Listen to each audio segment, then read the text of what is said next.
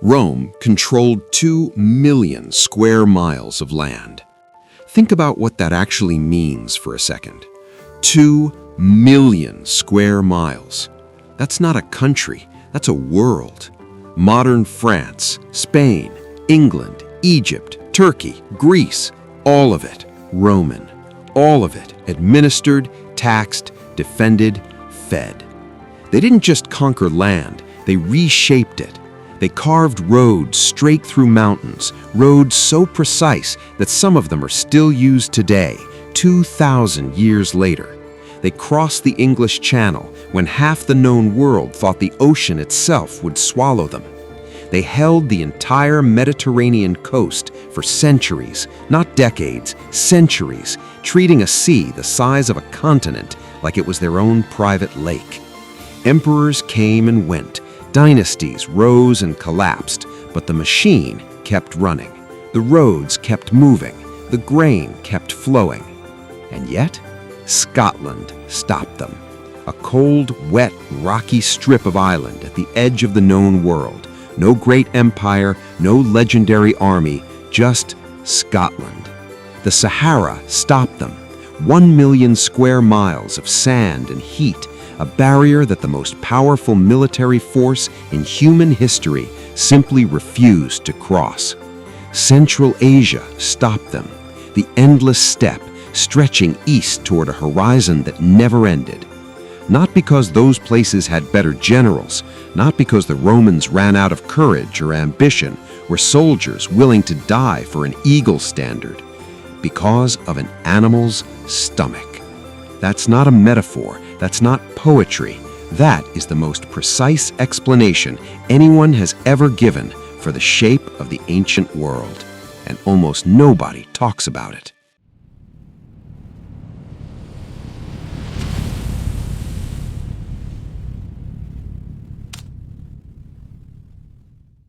Every army needs food. That part's obvious. So obvious, in fact, that most historians skip right past it. They talk about tactics, they talk about terrain, they talk about the genius of commanders and the courage of soldiers. And all of that matters, but none of it matters if the army is starving. A soldier who hasn't eaten in 3 days doesn't fight. He doesn't march. He doesn't follow orders. He sits down, and eventually he stops getting up. Food isn't a detail in military history. Food is military history. Every campaign ever won or lost had a supply chain underneath it, and most of the time, that supply chain was the real battlefield. But here's where it gets interesting, because the problem isn't just having food. The problem is moving it. Before trains, before trucks, before any kind of engine, the only way to move food overland was on the back of an animal. There was no other option, no workaround, no clever shortcut. If you needed grain to reach your army 200 miles away, something alive had to carry it there, step by step, kilometer by kilometer. And that animal? It was hungry too. This is the part that changes everything, because the moment you load food onto a living creature, that creature begins consuming the very thing it's carrying. Every step forward is a step that costs you cargo. The delivery system is also the destination of part of your supply. This created a hard physical ceiling, not a wall of stone, not a wall built by enemies, a wall of calories, invisible, inevitable, and completely indifferent to how powerful you were. It didn't care if your name was Caesar. It didn't care if your army was the finest ever assembled. It didn't care about your ambitions, your maps, your gods, or your glory. The math was the math. And no general, no emperor, no civilization in the ancient world ever fully broke through it. They worked around it, they delayed it, they minimized it, but they never broke it. Once you understand that wall, once you really feel the weight of it, you'll never read a history book quite the same way again. Because the story you thought was about power and strategy and human will is also a story about grain and about the stomach of the animal that carried it. Let's start with the raw, terrifying numbers. Picture a standard Roman legion on campaign. 5,000 heavily armored men marching through hostile territory. To keep those men alive and fighting, that single legion needed roughly 500 tons of grain every single month. And that's just the soldiers. An army doesn't walk alone. Add the cavalry horses, the draft oxen hauling the siege engines, and the thousands of camp followers, and that number skyrockets. You are now looking at 800 tons of food every single month for just one legion. Rome's solution was the pack mule, sturdy, stubborn, tireless. A standard military mule could carry about 600 pounds of cargo and comfortably cover 20 to 25 miles a day. On paper, in the marble-floored war rooms of Rome, this equation looks perfect. Load the mules, march the columns, feed the war machine. But out in the dirt, the mud, and the wilderness, this is where everything falls apart. That hard-working mule needs fuel to keep walking. Specifically, it eats about 22 pounds of grain per day. After 13 days of marching, it has eaten nearly 290 pounds, roughly half its entire payload. And here is the devastating catch. That mule still has to make the 13-day journey back to base. It needs to save the other half just to survive the return trip. 25 miles a day, 13 days, a little over 300 miles traveled, and your entire transport system has burned through its own supply before a single frontline soldier has eaten a single bite. This isn't a logistics problem anymore. That is a physics problem. A mathematical paradox. And then, incredibly, it gets worse. Just bring more mules, right? But every extra mule is another hungry mouth. Those mules need food too, so you need more mules just to carry food for the food-carrying mules. It's a vicious, inescapable loop. The supply chain literally starts eating itself. Modern scholars have calculated a terrifying threshold. Once an army marched beyond roughly 100 miles from a navigable water source, supplying it over land became mathematically self-defeating. Past that line, the pack animals consumed more calories than they could ever deliver. 100 miles. That was the invisible wall, a boundary drawn not by emperors, but by biology. Now here is where water changes absolutely everything. There is one major exception to the 100-mile rule, and it completely rewrites the entire map of human history. Picture a Roman grain ship or a heavy river barge. That single wooden vessel could carry the equivalent payload of 500 pack mules. But here is the magic trick. A boat doesn't eat its cargo. The wind and the river current demand exactly 0 calories to operate. 0. This single fact means that almost every massive empire in history wasn't actually a land empire, not at its core. It was a coastal and river empire, wearing a land empire's costume. Look closely at a map of the Roman frontier. Trace the mighty Rhine, trace the Danube, trace the Nile. Those weren't just political borders chosen by emperors. They were the main arteries of the empire, massive 0-calorie supply lines, cleverly disguised as rivers. This wasn't a strategic choice. It was the absolute law of physics.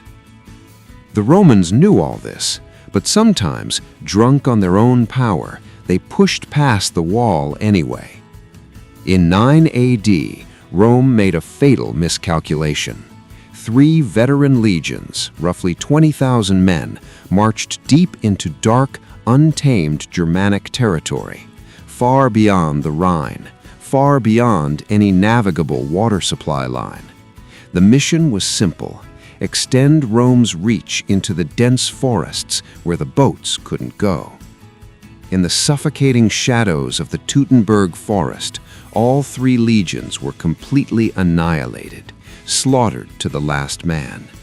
The shockwave was so massive that Emperor Augustus Caesar reportedly paced the marble floors of his palace for weeks, smashing his head against the doors, screaming one haunting phrase, "Give me back my legions." Historians love to debate the tactics, the betrayal of local allies, the treacherous terrain, the brutal ambush. But underneath all the swords and shields was a supply chain so overextended, so mathematically starved, that it had zero margin for anything to go wrong. A military force that cannot resupply itself cannot recover from a shock. It cannot hold ground. It just stops and it dies. The military historian Donald Engels calculated that feeding just 1 Roman soldier for a year required roughly 2,000 pounds of grain. But to deliver those 2,000 pounds just 300 miles overland, you had to start with nearly 8,000 pounds at the source. 6,000 pounds consumed on the road, eaten by mules, eaten by drivers, lost to attrition. That is a 75% loss rate before the food ever reached a single fighting soldier. 75%. Not incompetence, not bad planning, the inescapable tyranny of physics. I want you to pull back for a moment and look at the entire map of the ancient world. This single, unavoidable constraint shaped absolutely everything. It wasn't human ideology that drew the borders of empires. It wasn't rich culture, and it wasn't even military genius. It was something much colder. It was caloric geometry. Look at Egypt. They didn't build along the Nile because they stumbled upon it and decided the view was nice. They built there because the Nile was literally the only place on the continent where a zero-calorie supply network could sustain millions of people. Look at Mesopotamia. The name literally translates to the land between rivers. The Tigris and the Euphrates. That wasn't a coincidence. It was a biological requirement. China's earliest civilizations formed around the Yellow River, the Indus Valley around the Indus. Every single major early civilization found a navigable river and never left it. The map of human history is not a map of battles. At its core, it is simply a map of where food could travel without eating itself. The empires that pushed hardest against this invisible boundary are the ones history remembers most dramatically, and usually we remember them because of how spectacularly they collapsed. Take Napoleon in 1812. He launched an invasion of Russia with over 600,000 soldiers marching east, hundreds of miles overland, far beyond any reliable water supply line. The disaster didn't take years, it took weeks. Supply trains fell apart almost instantly. Dirt roads turned to impassable mud. Transport horses died of starvation faster than they could be replaced. By the time the exhausted remnants of the Grande Armée reached Moscow, the army had already consumed the vast majority of its own supply chain. When Moscow burned and refused to surrender, there was nothing left to wait with. They weren't beaten by Russian armies, they were beaten because 600,000 men had walked past the mathematical edge of what overland logistics could support. And then there is Alexander the Great, a man who somehow kept his army moving across thousands of miles when everyone else in history stopped. His secret wasn't military genius, it was ruthless logistical discipline. Alexander banned pack mules wherever possible and forced his soldiers to carry their own supplies, 30 to 40 pounds of gear and 15 days of food on their own backs. He pre-positioned massive grain stockpiles at key coastal points before his army even started walking. He moved fast. He hugged coastlines and rivers at every opportunity. Alexander didn't magically break the 100-mile rule. He built his entire legendary strategy around making sure he never needed to. Let's step out of the history books for a second and look at the world right now. Every single complex system in the universe has a hidden logistics ceiling, a strict mathematical breaking point where the cost of sustaining the system suddenly exceeds the value it actually produces. For ancient empires, that ceiling was measured in pounds of grain and the belly of a pack mule, but the underlying principle never went away. Think about a modern tech company that expands too fast. Eventually, the bureaucracy burns more money than the product generates. Think about a megacity that outgrows its water supply. The infrastructure required to pump water from hundreds of miles away eventually bankrupts it. Even human biology follows this rule. A brain that doesn't get enough sleep literally starts consuming its own tissue just to keep the body functioning. Every system has a frontier, and past that frontier, the mere act of trying to sustain the system is exactly what destroys it. Cut to the summer of 1944. The Allies have stormed Normandy and are racing east to crush the German army. To keep the offensive alive, Allied planners launched the Red Ball Express, one of the largest logistical operations in human history. Thousands of trucks running day and night in an endless loop, delivering supplies to the front. And then the advance halted entirely. General George Patton, one of the most aggressive commanders of the 20th century, was forced to stop his army dead in its tracks, not because of German resistance, not because of brilliant enemy tactics. He stopped because he literally ran out of gas. How does the greatest industrial army in the world run out of gas? Because of the exact same math the Romans faced. To deliver gasoline to the front lines, you need trucks. But what do trucks run on? Gasoline. The further Patton advanced, the more fuel the supply trucks burned just to reach him. Trucks had replaced the Roman mules, diesel had replaced the grain, but the brutal, unforgiving math was absolutely identical. The invisible wall hadn't moved an inch, we just renamed it. Today, Pentagon planners call this the tyranny of distance. Look at a nuclear-powered aircraft carrier. It runs for 20 years without refueling. Sounds like we finally beat the system, but the 5,000 sailors still need food, the fighter jets still need aviation fuel, and all of it arrives on massive supply ships that burn fossil fuels just to get there. The tyranny of distance always wins. The hungry ancient mule never actually left us. It is just wearing a different uniform.